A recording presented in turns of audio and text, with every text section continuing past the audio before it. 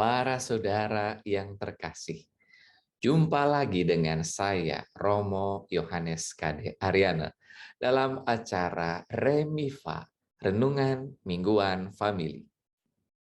Kali ini edisi Minggu Biasa ke-29, dengan tema Doa yang Gigih Besar Kuasanya.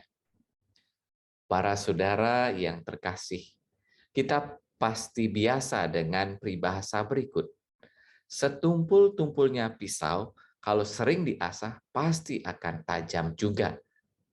Atau sekeras-kerasnya batu, jika terus-menerus ditetes oleh air yang jatuh, pasti akan pecah.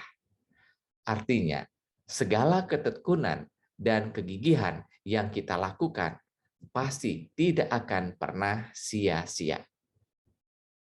Demikian pula dalam hal iman, perlu tekun dan gigih.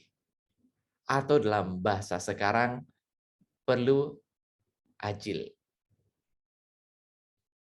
Para saudara yang terkasih, dalam firman Tuhan minggu ini, kita diajak berdoa dengan gigih.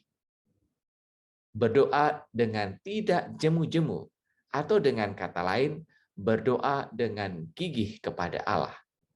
Doa yang gigih itu seperti seorang janda yang minta kepada hakim yang lalim supaya perkaranya dibereskan.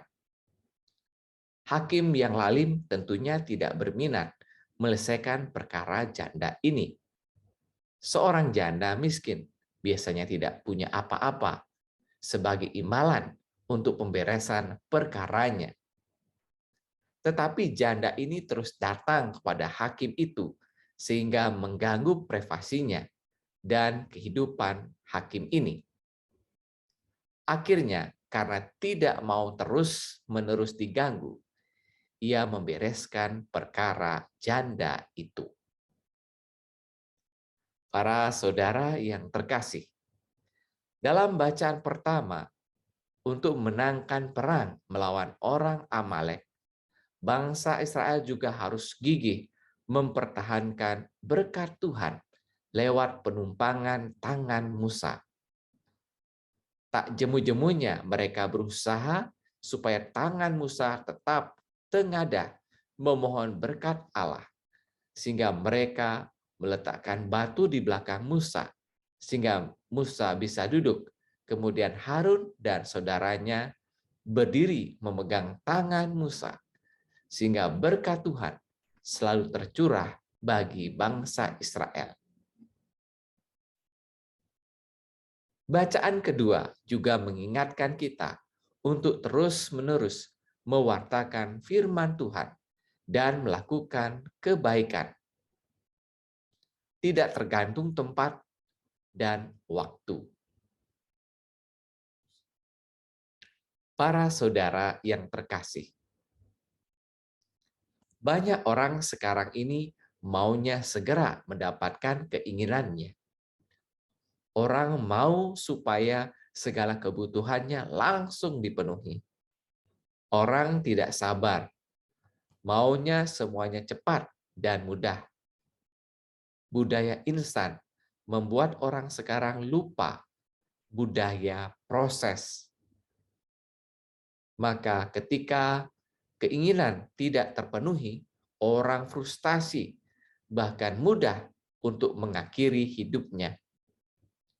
Apalagi generasi milenial atau generasi Z dan Alpha.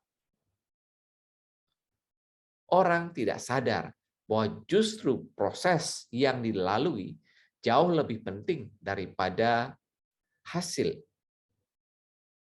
Proses akan mematangkan setiap pribadi. Sudah pasti, proses akan meningkatkan kualitas. Proses yang instan tentu tidak baik. Seperti pisang yang dikarbit, tentu tidak seenak pisang yang matang di pohon. Para saudara yang terkasih, bacaan minggu ini mengingatkan saya tahun lalu ketika menyelesaikan kuliah doktoral saya.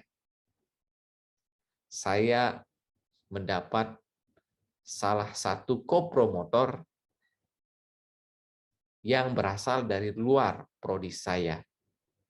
Saya tidak kenal dan beliau terkenal sebagai dosen yang perfeksionis, killer, dan sulit ditemui karena sangat sibuk. Waktu pertama bimbingan, saya harus nunggu 3 jam dan berdiri di depan kantornya, seperti tidak dianggap. Awalnya saya putus asa, tetapi pada waktu itu saya ingat Injil tentang seorang janda dan hakim yang lalim. Saya praktekkan ini. Saya tekun dan teratur setiap minggu bertemu dan mengikuti bimbingan dosen ini. Hasilnya, dosen ini luluh dan sangat baik dengan saya. Dan terakhir, dia memberi apresiasi kepada saya dan mengajak saya bekerja sama untuk satu riset. Ternyata ketekunan dan kegigihan sungguh besar kuasanya. Bagaimana dengan Anda?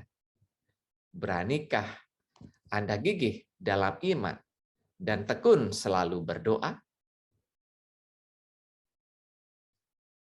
Jika Anda terinspirasi dengan renungan ini, jangan lupa tekan tombol like, subscribe, komen, dan share video ini.